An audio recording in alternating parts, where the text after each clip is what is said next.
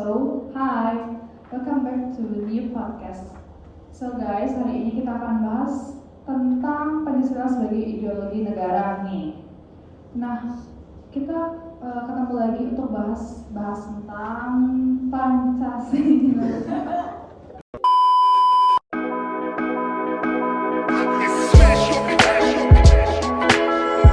Audio Jungle.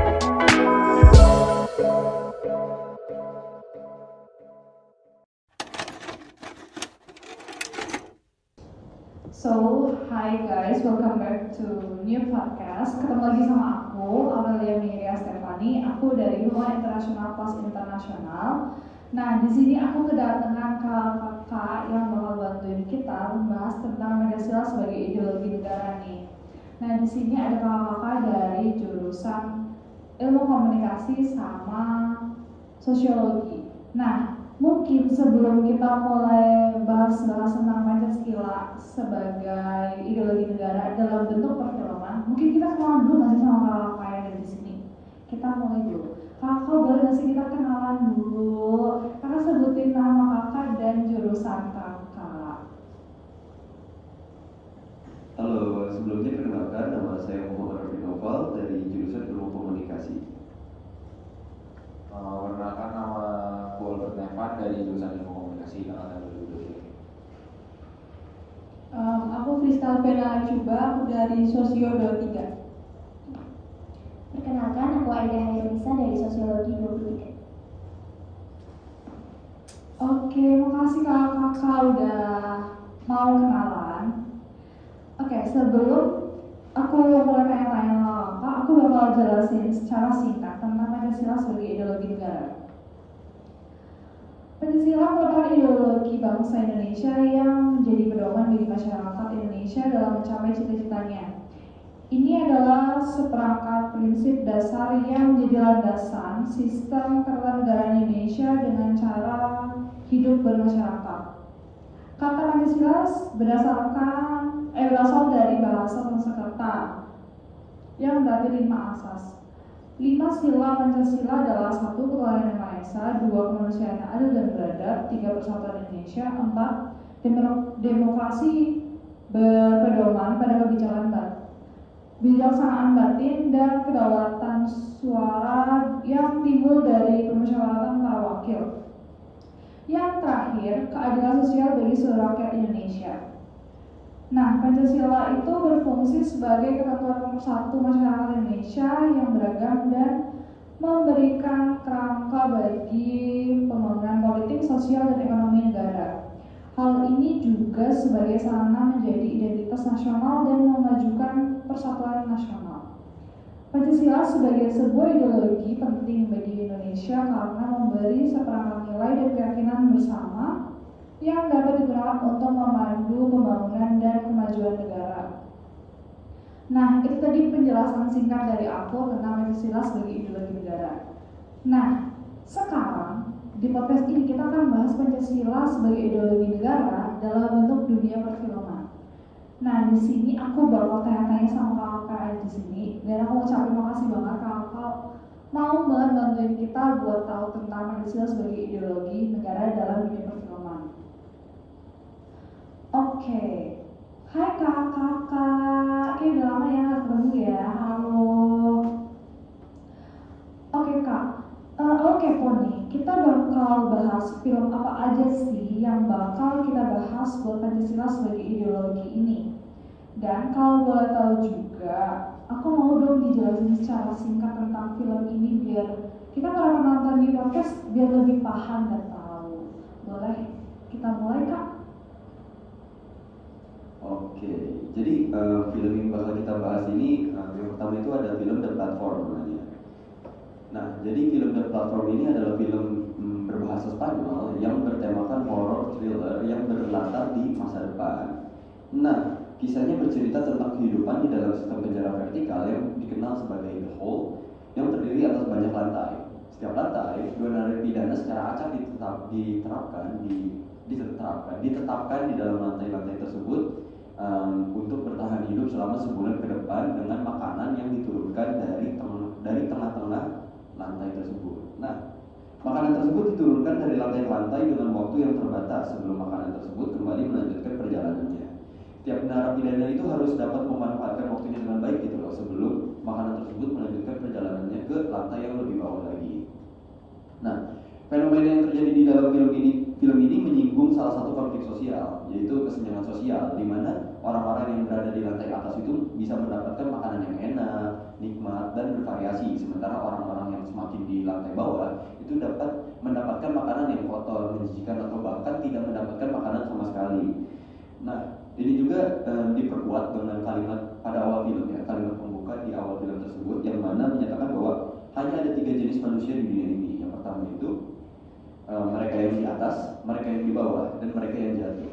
Kalimat pembuka tersebut secara sederhana menjelaskan tentang status sosial yang telah mengakar gitu di dalam masyarakat kita saat ini.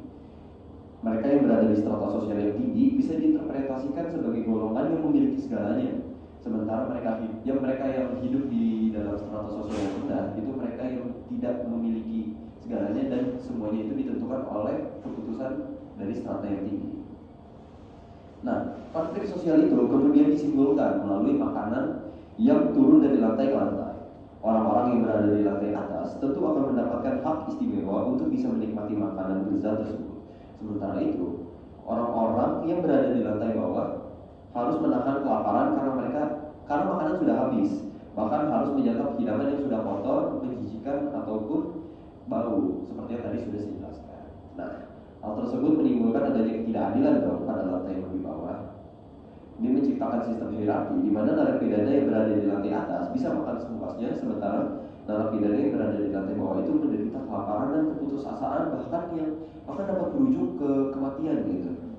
Nah, meski begitu, apa yang mereka rasakan tidak membuat adanya simpati dari pihak-pihak di strata sosial atas gitu. Karena apabila mereka ditempatkan di posisi orang-orang yang berada di strata kelas sosial atas, mereka juga akan melakukan hal yang sama, yakni tidak peduli dengan orang yang di bawah dan hanya mempedulikan kepentingan pribadi.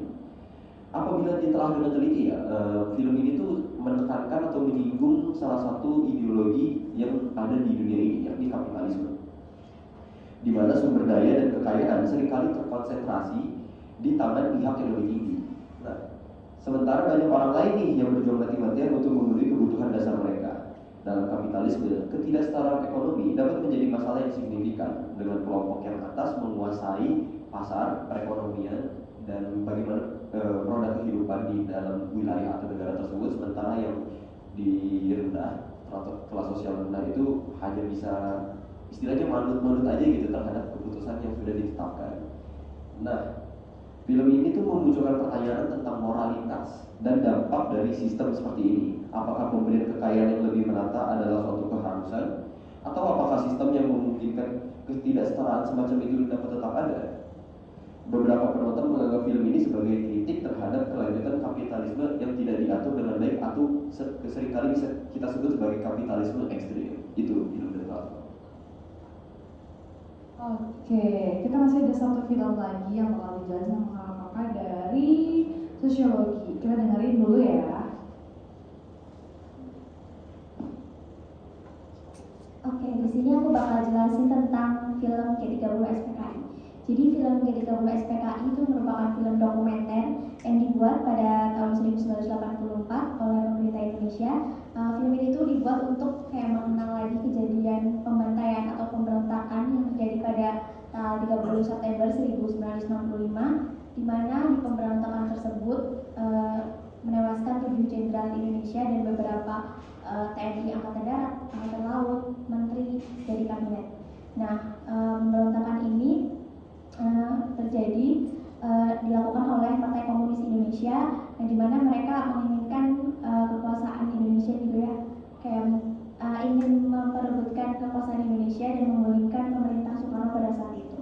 Kemudian di film G30 SPKI ini menceritakan tentang kejadian penculikan yang dilakukan oleh PKI terhadap jenderal-jenderal, di mana setelah diculik mereka dibunuh dan kemudian dieksekusi mati dengan sangat kejam, kemudian dimasukkan ke dalam sebuah sumur yang saat ini kita kenal dengan istilah lubang buaya.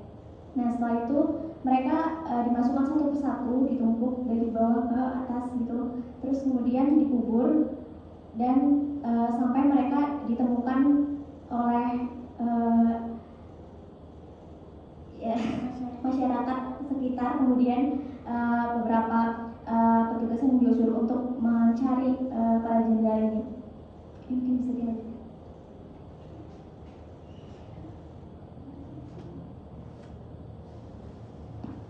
Oke, makasih kakak. Kayaknya kakaknya rada sedikit panik ya guys. It's okay. Oke. Mungkin aku lanjut ke pertanyaan selanjutnya ya. Oke kak, makasih banget. Kita tadi udah dijelasin secara singkat tentang film yang mau kakak bahas kali ini.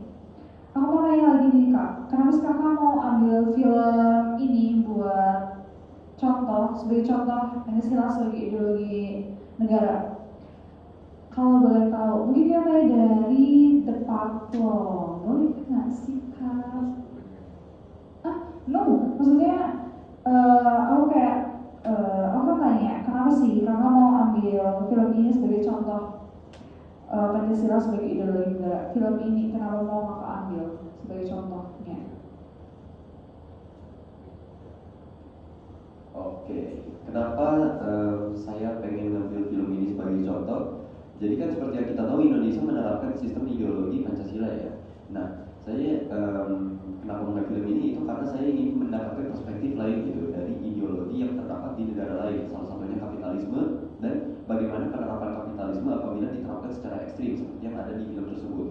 Seperti yang bisa kita lihat atau kita simpulkan dari penjelasan saya sebelumnya. Kapitalisme yang ekstrim dapat menimbulkan adanya kesengsaraan, ketidakpuasan atau bahkan ketidaksetaraan bagi mereka yang berada di strata kelas sosial yang bawah. Sementara mereka yang berada di kelas yang tinggi, mereka mendapatkan kepuasan dan secara bebas untuk mengendalikan pasar perekonomian dan roda kehidupan dari negara tersebut. Nah, menurut saya ini suatu hal yang menarik ya. Jadi kita bisa melihat perspektif lain dan tidak di Pancasilanya doang. Jadi kita dapat membandingkan nilai-nilai yang terdapat di kapitalisme dan Pancasila dan kita bisa melihat apa sih gitu yang menjadi nilai positif dari masing-masing ideologi tersebut, meskipun tadi sebenarnya kebanyakan negatifnya ya kapitalisme, cuman kita lihatlah dari sisi positifnya dulu. Seperti contoh misalnya kalau misalnya dari sisi positif, apabila kapitalisme diterapkan dengan baik itu adalah persaingan yang sehat sehingga menimbulkan adanya inovasi dan perkembangan perekonomian di negara tersebut. Nah, itu salah satu contoh nilai positifnya. Itu sih Kak menurut saya. Oke, pertanyaan selanjutnya nih. Terus apa sih yang bisa kita ambil sebagai makna dalam film tersebut yang saat ini sedang kita bahas tentang Pancasila sebagai ideologi negara? Itu apa sih Kak? Oke, aku ulangi ini ya. Makna yang bisa kita ambil sebagai penonton itu apa sih? Dengan tema yang sedang kita bahas itu tentang Pancasila sebagai ideologi negara. Makna film ini yang bisa kita ambil. Oke, mungkin ideologi yang ada di film The Platform tadi kan adalah ideologi kapitalis ya, dan bisa dibilang kapitalisme yang diterapkan dalam film tersebut itu kapitalisme ekstrim. Kapitalisme sendiri adalah suatu ideologi yang mempunyai fokus nilai berada di sektor ekonomi. Jadi ideologi ini adalah memberikan seorang individu kebebasan untuk meraup keuntungan seluas-luasnya dan sebanyak-banyaknya, dan kepemilikan seluruh faktor produksi dan juga properti maupun industri adalah milik individu, bukan milik swasta, bukan dari milik pemerintah. Nah, dalam kasus di film The Platform, aku mau ambil contoh mungkin adalah industri di Inggris tahun 18 atau 19 gitu, di mana dalam era perkembangan kapitalis tersebut kaum borjuis atau kaum milik modal, mereka tuh memiliki kuasa penuh akan seluruh faktor produksi perputaran ekonomi yang ada di wilayah sekitar, dan juga memiliki peran penting terhadap kehidupan dan juga faktor-faktor ekonomi seluruh buruh dan karyawannya. Sistem ekonomi tersebut bisa dibilang memiliki kesenjangan strata yang cukup tinggi ya, di mana kaum milik modal benar-benar berkuasa, sedangkan kaum buruh hanya bisa pasrah dan mengikuti regulasi seperti yang ada di film The Platform tadi. Nah, sistem strata tersebut dapat memunculkan risiko terjadinya sistem ekonomi yang bisa dibilang eksploitatif, di mana pihak pemilik modal itu bisa menentukan berapa upah yang akan diberikan oleh buruh dan juga untuk buruh, dan juga seberapa tingkat pemenuhan kebutuhan buruh yang ditentukan dari upah tersebut tadi. Mungkin gampangnya gini ya, contoh eksploitasinya itu seperti pemilik modal atau kaum buruh tadi, mereka tuh bisa nentuin gitu, kayak ini buruh-buruh ini mau dikasih upah tuh nominalnya berapa, dan tindakan tersebut tuh bisa juga didasari karena pemilik modal tuh mau menahan gitu. Mereka mau menahan pertumbuhan finansial dari buruh supaya mereka tetap ada di status tersebut, dan mereka tuh stuck ada di tingkat ekonomi tersebut juga. Jadi mereka nggak bisa tumbuh dan juga mereka nggak bisa memiliki usaha baru gitu. Mereka tetap ada di kelas bawah sehingga tidak ada persaingan pasar. Makanya tadi ada persaingan yang kurang sehat kalau kapitalisme ekstrim. Nah, dan juga selain penahanan pertumbuhan tersebut, sistem ekonomi ini juga dapat memicu konflik-konflik sosial lainnya seperti konflik rasial, terus konflik kekerasan, kriminal, dan juga mungkin konflik gender ya. Seperti mungkin kalau yang ada di sekarang kayak ada beberapa kebijakan yang mungkin memberatkan salah satu gender, khususnya wanita, seperti kebijakan hamil yang mungkin mempengaruhi pihak perusahaan buat mereka mungkin kayak kalau nanti ada karyawan yang perempuan, mungkin mereka ada cuti hamil atau lain sebagainya, itu akan mengaruhi produktivitas perusahaan sehingga elektabilitas mereka dalam pemilihan kerja, persaingan kerja tuh agak kurang gitu. Nah, mungkin kalau perbandingannya dengan Pancasila sekarang, seperti yang aku tadi bilang, ekonomi kapitalis itu kan, ideologi kapitalis adalah sistem yang fokusnya tuh di bidang ekonomi gitu. Sedangkan Pancasila sendiri itu adalah nilai-nilai yang lebih universal gitu, mencakup nilai ketuhanan, nilai keberagaman yang ada, demokrasi dan juga nilai keadilan. Nah, di mana dalam nilai keadilan ini, contohnya keadilan yang dalam Pancasila ini sifatnya kolektif gitu buat seluruh masyarakat, sedangkan dalam ideologi kapitalis sendiri itu sistemnya lebih ke individualistis, di mana kepentingannya tuh buat keuntungan individu gitu, di mana nilai buat kepentingan kolektif tuh gak begitu diperhatikan lah, bahkan kalau yang ekstrim gak diperhatikan sama sekali gitu. Dimana dari beberapa nilai-nilai negatif yang ada dalam nilai kapitalis tersebut mungkin bisa apa ya, kalau di Indonesia sendiri ini Pancasila tuh lebih relevan gitu menurutku, di mana nilai-nilai keagamaan, nilai-nilai demokrasi, nilai-nilai persatuan itu dipegang teguh gitu dalam pedoman hidup berbangsa ini. Maka Pancasila sendiri kan juga diambil dari budaya masyarakat Indonesia sendiri gitu. Dan menurutku dan menurutku nih apa ya, kapitalisme sendiri itu gak sepenuhnya negatif gitu, seperti yang tadi Raffi bilang. Dimana menurutku tuh ada beberapa nilai positif dalam kapitalis, seperti tadi kalau kapitalismenya sehat gitu, nggak eksploitatif, itu dapat membantu pertumbuhan swasta gitu, pertumbuhan masyarakat per individunya, di mana mereka dapat meningkatkan taraf ekonominya mungkin dengan usaha mikro atau UMKM kecil, dan mereka tuh dapat memenuhi kebutuhan hidupnya nggak dari satu pekerjaan doang gitu. Jadi mereka punya sumber-sumber lain buat bertahan hidup. Nah, menurutku itu sih.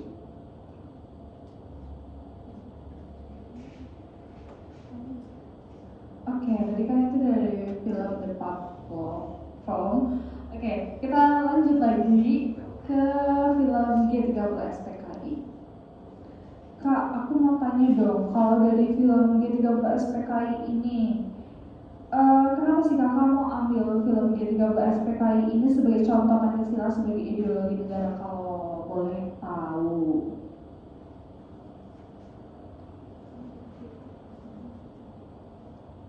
Oke, di sini kenapa kita mengambil film G30 SPKI sebagai contoh Pancasila sebagai ideologi bangsa? Karena di sini film G30 SPKI sendiri itu menonjolkan ideologi tentang komunisme ya. Jadi komunisme itu kan ideologi yang lebih mengutamakan tentang kelompok kepentingan partai atau golongan daripada kepentingan individu.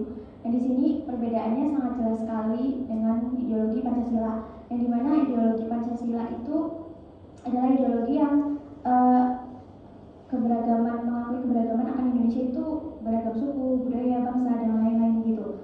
Dan di sini apabila Indonesia menerapkan ideologi komunisme, maka itu tidak akan sesuai karena di sini mereka hanya akan menghargai kelompok kepentingan mereka saja atau kepentingan dari partai mereka saja dan tidak menghargai kepentingan individu.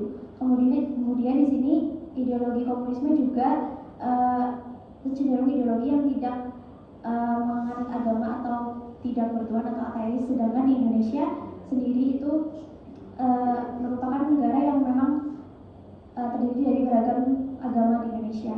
Kemudian di sisi lain, ideologi komunis adalah ideologi yang tertutup atau mereka cenderung tidak menerima argumen atau pendapat dari para rakyat, sehingga di sini kita tidak bisa menyampaikan pendapat kita atau tidak berdemokrasi gitu.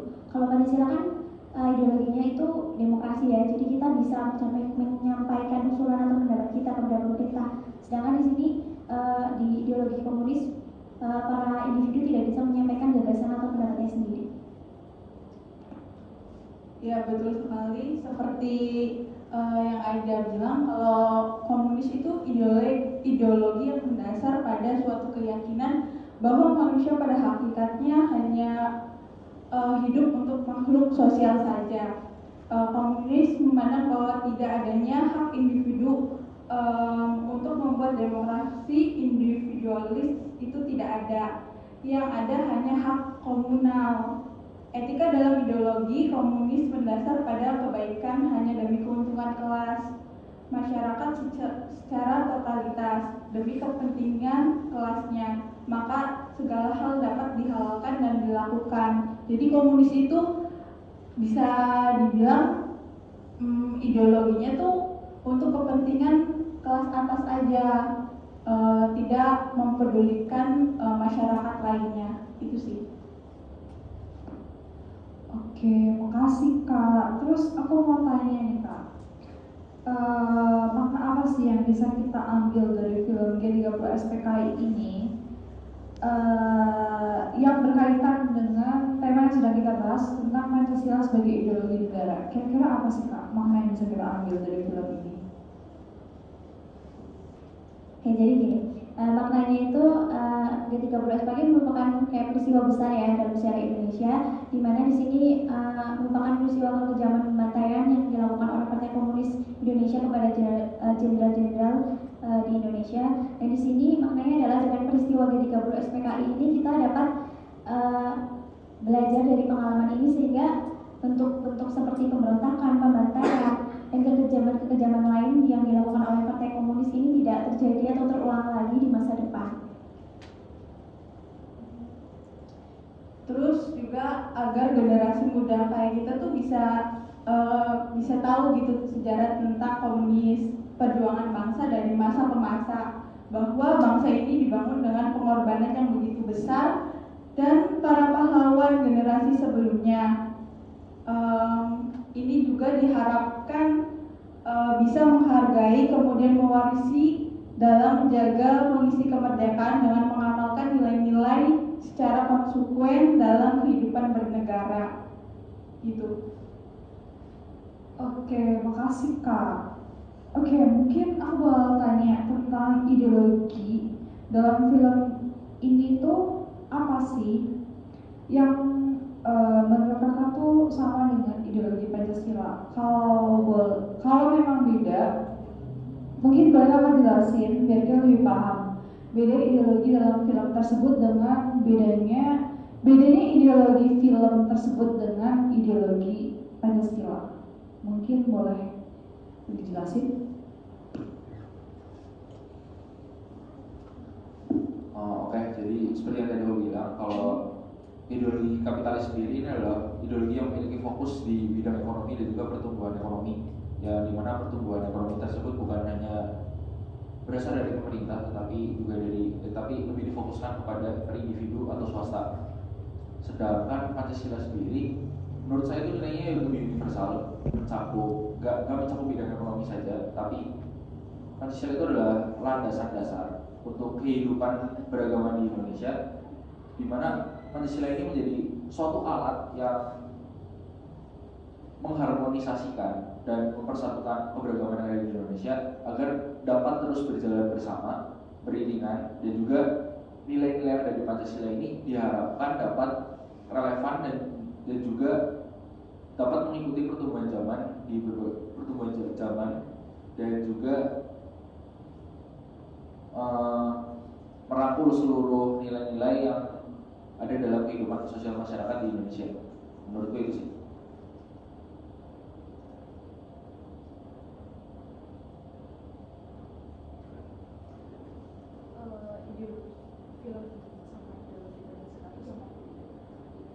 Jadi perbedaan ideologi komunisme dan Pancasila itu seperti tadi ya, komunisme itu lebih mengutamakan untuk kepentingan partai atau golongan, dan mereka akan mengabaikan kepentingan individu.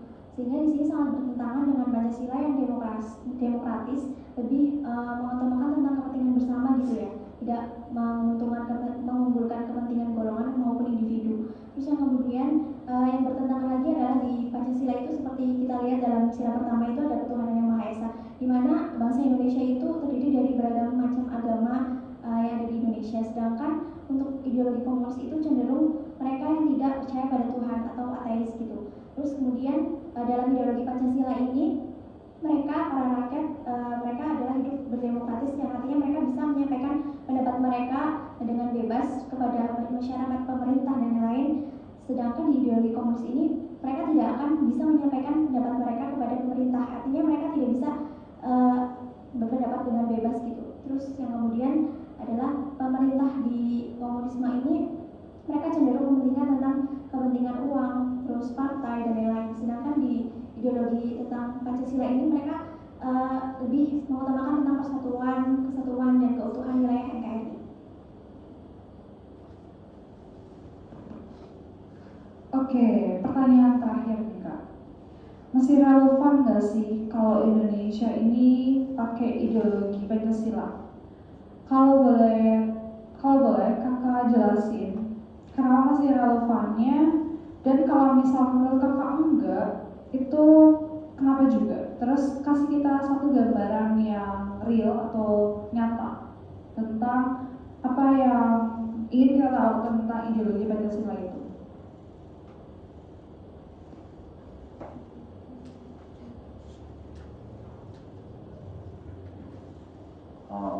Mungkin ini menurutku ya, Pancasila itu masih sangat-sangat relevan, di mana pada awal lahirnya Pancasila itu sendiri adalah berasal dari budaya yang ada dari masyarakat Indonesia sendiri.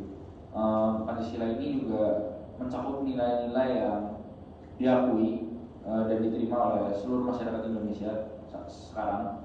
Walau pada awal pembentukannya banyak konflik ya, kayak contohnya gerakan-gerakan separatis seperti GAM, DITI maupun G30S tadi.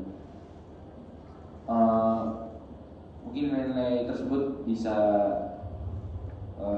antara lain adalah nilai ketuhanan, nilai kemanusiaan, nilai persatuan, demokrasi dan juga keadilan. Kalau untuk contoh nyatanya ya, mungkin aku mau ambil dari nilai sila keempat, yaitu demokrasi. Kita kan udah deket-deket nih daerah pemilu. Menurutku dengan kita paham akan nilai tersebut, kita tahu cara buat berdemokrasi yang baik itu gimana, cara penyampaian pesan, beraspirasi, beropini, mengkritik. Itu pun Pancasila juga jadi ini kan sistem etika gitu. Kita jadi tahu cara bermusyawarah dan berdemokrasi yang baik itu gimana, dan kita juga belajar menghargai gitu perbedaan pendapat yang ada di masyarakat. Kayak mungkin kita punya opini sendiri tentang capres ini, orang lain punya pendapat yang lain juga, sehingga kita tuh nggak fanatik gitu. Kita dapat berpikir jernih, positif, dan juga rasional gitu. Soalnya kan nggak melulu yang kita kira benar itu mungkin benar buat orang lain juga, dan mungkin ada perspektif dari orang lain yang dapat masuk akal dan ternyata mungkin itu lebih logis daripada yang kita kira. Soalnya kan kita sebagai manusia juga nggak sepenuhnya rasional, ada emosi, ada subjektivitas lah terhadap orang lain gitu. Dan menurutku dengan bertukar pikiran, berdemokrasi yang baik itu dapat membantu kita semua, dan juga membantu pertumbuhan Indonesia untuk maju dan berubah ke arah yang lebih baik lagi gitu. Soalnya kan pemimpin dan presiden ini kan dari kita rakyat dan untuk rakyat juga kan, menurutku gitu sih.